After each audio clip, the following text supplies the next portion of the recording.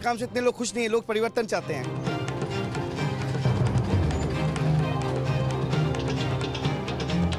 Government का नौकरी तो बहुत साल पहले बंद हो गया।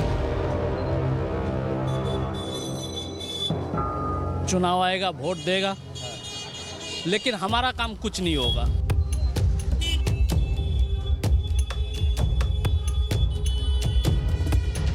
चुनाव समाप्त होते हुए ममता दीदी भी जय श्री राम बोलती हो जाएगी, आप चिंता मत करिए।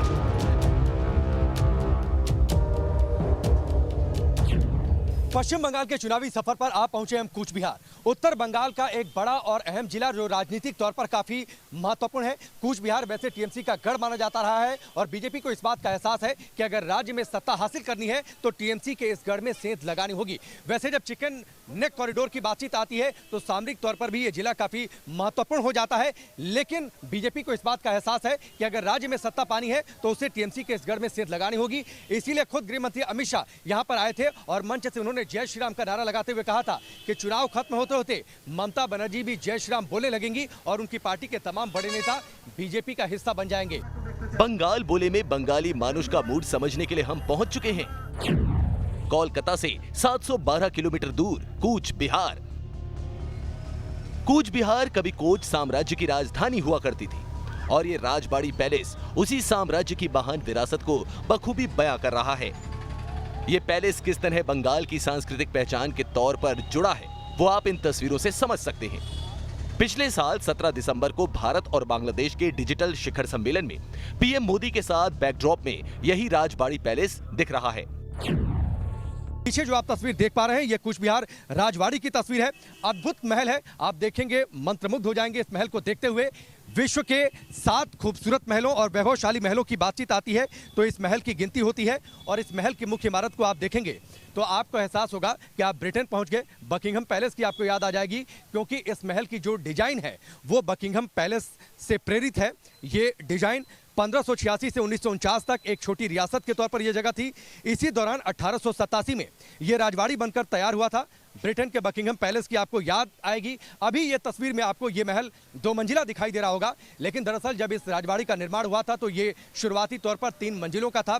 बाद में भूकंप आया और भूकंप के बाद जब पुनर्निर्माण हुआ तो इसे दूसरी मंजिल तक ही सीमित रखा गया। इस राजवाड़ी का इतिहास और यहाँ से राजवंशियों का जो कनेक्शन राजनीति से रहा है, महारानी गायत्री देवी का बचपन इसी महल में हुआ था। उनका विवाह जयपुर राजघराने में हुआ। बाद में वो राजनीति में चली गई। इंदिरा गांधी ने जब इमरजेंसी लगाई तो विरोध किया और महारानी गायत्री देवी को तिहाड़ जेल भी जाना पड़ा। ये यहाँ का इतिहास है जो इसे सियासत की ओर भी मोड़ता है। मौजूदा दौर में भी ये महल और यहाँ का राजवंश मुद्दा है। बीजेपी लगातार इस बात का जिक्र करती रही है कि अभी तक पश्चिम बंगाल की सरकारों ने राजवंशियों को उचित सम्मान नहीं दिलाया या फिर ये महल ऐतिहासिक तौर पर जितना महत्वपूर्ण है इसे दबा कर रखा गया, यहाँ के इतिहास को दबा कर रखा गया। इसीलिए बीजेपी ने चुनाव में मुद्दा बनाया है इस पूरे इलाके में कूच बिहार में कि अगर पश्चिम बंगाल की सत्ता में भारतीय जनता पार्टी आती है तो राजवंशियों को उचित सम्मान दिलाएगी। कूच बिहार की सियासत पर यहाँ के राजबाड़ी का बड़ा असर है। गृह मंत्री अमित शाह 11 फरवरी को जब कूच बिहार पहुंचे तो यहाँ उन्होंने न केवल राजवंश से जुड़े लोगों से मुलाकात की बल्कि राज परिवार के इस मदन मोहन मंदिर पहुंचकर पूजा अर्चना कर जीत का आशीर्वाद भी लिया था। कूच बिहार में इस वक्त हम मौजूद हैं। कूच बिहार की राजवाड़ी की तस्वीर को आपने देखा, उसके वैभवशाली इतिहास को आपने जाना। कूच बिहार के बीचों बीच हाट में एक मंदिर मौजूद है जो कि काफी प्रसिद्ध है। मेरे पीछे आप तस्वीर देख पा रहे हैं मदन मोहन मंदिर की तस्वीर, जिसका निर्माण 1885 से 89 में महाराजा नृपेंद्र नारायण ने करवाया था। कुल देवता थे भगवान मदन मोहन। इसके अंदर भगवान कृष्ण की मनमोहक प्रतिमा है। इसके अलावा माँ काली, माँ तारा और माँ भवानी की भी प्रतिमाएं हैं। हर वर्ष रास पूजा आयोजित होती है, आकर्षक होती है रास यात्रा और माना जाता है कि रास चक्र जब स्थापित होता है उसे 7 बार घुमाने से मनवांछित फल मिलता है। यहाँ के लोगों में इस मंदिर को लेकर काफ़ी आस्था है और यही वजह है कि जब अमित शाह कूच बिहार के दौरे पर पहुंचे थे तो इस मंदिर में आए थे। भगवान मदन मोहन के उन्होंने दर्शन किए थे, पूजा पाठ की थी, अर्चना की थी और जब इस मंदिर से बाहर निकले थे तो उन्होंने इस बात का जिक्र किया था कि पश्चिम बंगाल की जनता परिवर्तन की बातचीत कर रही है। यानी जाहिर सी बात है जो बीजेपी की इच्छा है कि बंगाल की सत्ता में वो काबिज हो जाए। इसीलिए जब अमित शाह यहाँ पर आए थे तो भगवान मदन मोहन के इस मंदिर में आशीर्वाद लेने आए थे कि बीजेपी को यहाँ से जीत मिले। ये तो बात हुई कूच बिहार के इतिहास की। लेकिन सामने चुनाव है। ऐसे में सवाल है कि यहाँ की जनता बंगाल के लिए क्या भविष्य तय करती है। जनता का मूड क्या है, यहाँ के लोगों के मुद्दे कौन कौन से हैं, परिवर्तन की बयार है या फिर जनता दीदी पर ही मेहरबान है। इन तमाम सवालों का जवाब यहाँ की जनता से ही जानने की कोशिश करेंगे। लेकिन पहले आपको कूच बिहार का सियासी गणित बता देते हैं। कूच बिहार में हिंदुओं की आबादी 74.06% है, जबकि मुस्लिम 25.54% है। कूच बिहार की 9 विधानसभा सीटों में 8 पर टीएमसी ने जीत दर्ज की थी, जबकि एक seat all India forward block के खाते में गई थी। 2016 विधानसभा चुनाव में भले ही यहां से बीजेपी का खाता नहीं खुला हो, लेकिन 3 साल बाद हुए लोकसभा चुनाव में कूच बिहार सीट से बीजेपी को बड़ी जीत मिली। लोकसभा सीट के तहत आने वाली 7 सीटों में 5 पर बीजेपी को, जबकि 2 पर टीएमसी को बढ़त थी। कूच बिहार में इस वक्त मौजूद है। लोगों का चुनावी मूड क्या है, कूच बिहार के मुद्दे क्या हैं, ये हम जानने की कोशिश कर रहे हैं। NN रोड है, नृपेंद्र नारायण रोड है, यानी राजबाड़ी का निर्माण जिस महाराजा ने करवाया था उनके नाम पर इस सड़क का निर्माण है। और इसके साथ ही मेरी बाईं ओर जो आप मार्केट देख रहे हैं, यहाँ की एक बड़ी मार्केट है, भवानीगंज मार्केट है। भाई साहब, लोकल इशू क्या है कूच बिहार का? कूच बिहार का जो लोकल इशू है, मतलब यहाँ पे सब काम थोड़ा थोड़ा हो रहा है, उतना ज़्यादा काम नहीं हो रहा है। अच्छा। यहाँ पे जो हमारा जो भवानीगंज बाजार है, हम यहाँ पे बिजनेस करता है, तो यहाँ पे दिखता है कि बिल्डिंग यहाँ पे वो जो मतलब बिल्डिंग का कोई हालत खराब है। हालत खराब है। एक तस्वीर है, मैं अंदर आपको लेकर चलूंगा। भवानीगंज ये मार्केट है और आप देखिए तार लटके हुए हैं बेतरतीब तरीके से, मकड़ियों के जाले हैं। बिल्डिंग जो है, इमारत जो है वो जर्जर होती जा रही है। कुछ और लोगों से हम बातचीत करते हैं। कूच बिहार का लोकल इशू क्या है? थोड़ा सा इधर आ जाइए सड़क से। कूच बिहार का लोकल इशू में तो ऐसा है, यहाँ पे ट्रैफिक बड़ा है और ट्रैफिक को मेंटेन करने वाला कोई नहीं है। ये क्या लोकल इशू क्या है? लोग खुश हैं, नाराज हैं, क्या है? लोकल इशू क्या है, हम लोग चुनाव आएगा, वोट देगा, लेकिन हमारा काम कुछ नहीं होगा। यहाँ आके देखिए आप। हाँ, मैं आता हूँ, मार्केट में भी आता हूँ। आके देखिए, रास्ता बना है, पैसा आया है, रातों रात रास्ता कंप्लीट कर दिया। रातों रात रास्ता कंप्लीट हुआ। किसके पॉकेट में पैसा गया कोई मालूम नहीं है, किसको मालूम नहीं है। ऊपर देखिए, ऊपर से गिर रहा है, खाली 2 दिन 4 दिन बाद ही गिर रहा है। नहीं, ये नहीं ठीक हो रहा है। रास्ता बन गया, हाँ, रातों रात रास्ता बन गया। पॉकेट में मैं आपको थोड़ी देर पहले तस्वीर दिखा रहा था। भवानीगंज मार्केट है, NN रोड पर, राजबाड़ी के ठीक सामने। आप ऊपर की स्थिति देखिए, किस तरीके से यहाँ की इमारत जर्जर है।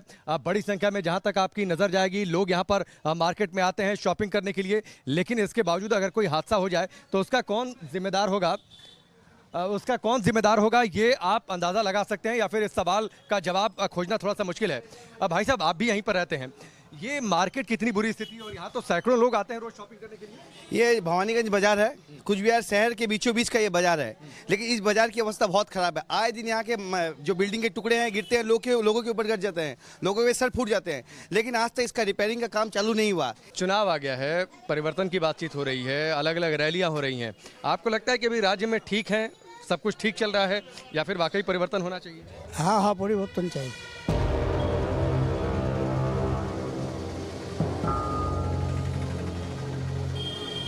भवानी मार्केट में लोगों से बातचीत में हमें जो बात समझ में आई वो ये कि ममता सरकार में लोकल स्तर पर जो कामकाज हुए हैं उससे जनता खुश नहीं है।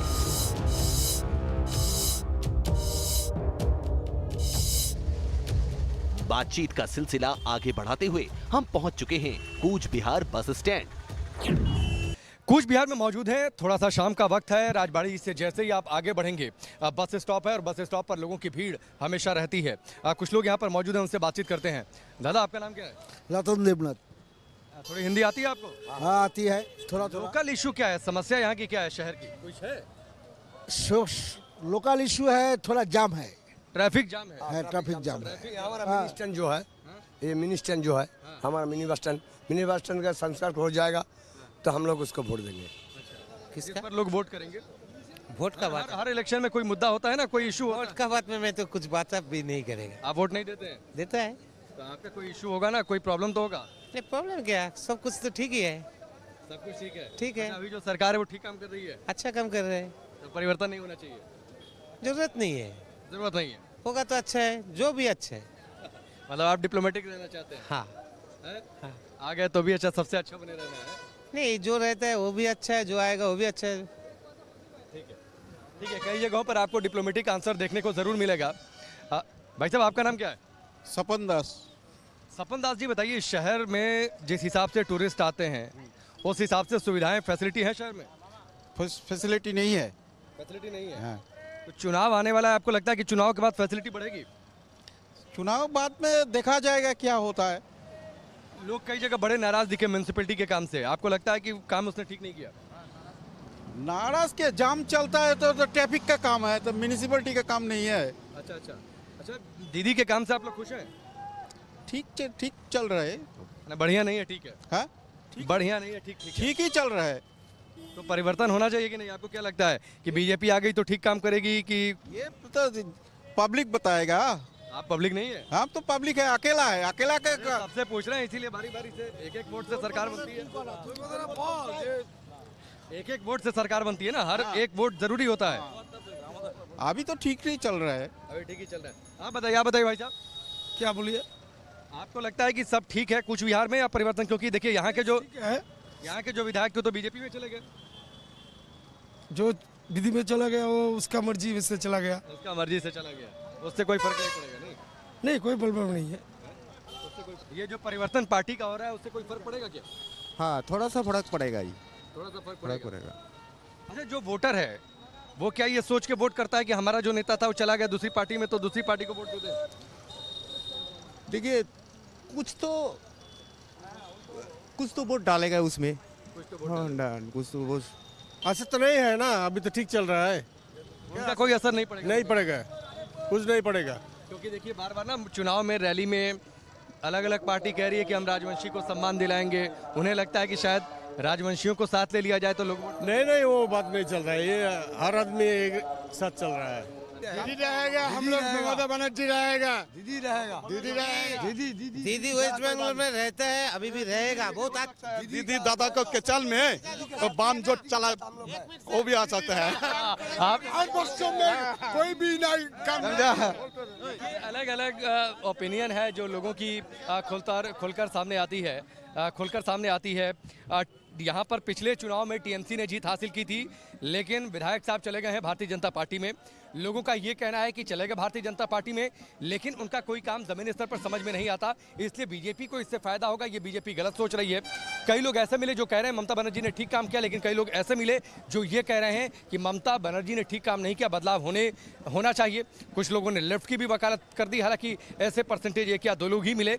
मुख्य लड़ाई यहाँ पर भी बीजेपी और टीएमसी के बीच में है। टीएमसी के विधायक चले गए हैं भारतीय जनता पार्टी में, बीजेपी को इससे फायदा होता है या नहीं होता है, या वो अपने साथ कितना वोट बैंक लेकर गए उसका क्या असर होता है, ये चुनाव के दौरान पता चलेगा। लेकिन बीजेपी की कोशिश ये है कि टीएमसी के विधायक को अपने पाले में लाकर ये जो कूच बिहार है, ये टीएमसी का गढ़ रहा है, इस गढ़ में सेंधमारी कर दी जाए। अब बीजेपी अपने इस मुहिम में कामयाब हो पाती है या नहीं, ये वक्त बताएगा। लेकिन कूच बिहार पर नजर ज्यादा रहेगी, क्योंकि अमित शाह यहाँ पर आकर गए, ममता बनर्जी यहाँ पर आ गई, पार्टियों ने जोर लगा रखा है। बीजेपी ने जोर लगाया है टीएमसी के किले में सेंधमारी करने के लिए, और ममता बनर्जी जोर लगा रही हैं कि उनका ये किला इस चुनाव में भी महफूज रह जाए। अब वक्त बताएगा कि बाजी किसके हाथ लगती है। कैमरामैन मुकेश के साथ राकेश पांडे, न्यूज़ नेशन, कोच बिहार।